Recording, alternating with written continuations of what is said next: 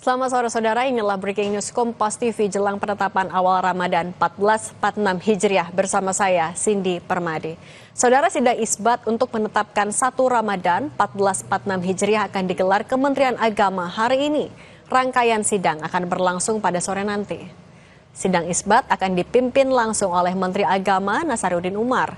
Sidang isbat menjadi momen penting bagi umat Islam di Indonesia untuk mengetahui kapan dimulainya ibadah puasa. Adapun pemantauan hilal atau Rukyatul Hilal untuk menentukan awal Ramadan 1446 Hijriah akan dilakukan di 125 titik yang tersebar di seluruh Indonesia.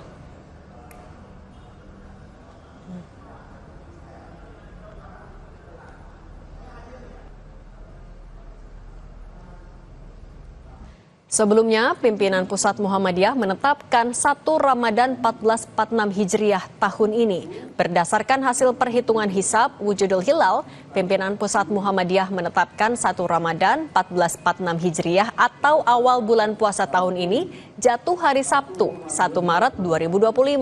Sementara Muhammadiyah juga menetapkan 1 Syawal 1446 Hijriah atau Idul Fitri jatuh pada 31 Maret 2025.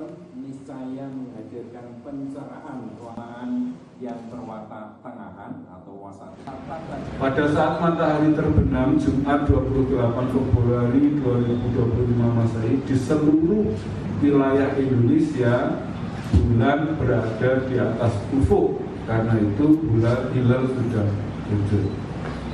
Di wilayah Indonesia pada tanggal 1 Ramadan 1446 Hijriah dengan demikian jatuh pada hari Sabtu Pahing tanggal 1 Maret 2025 Masehi.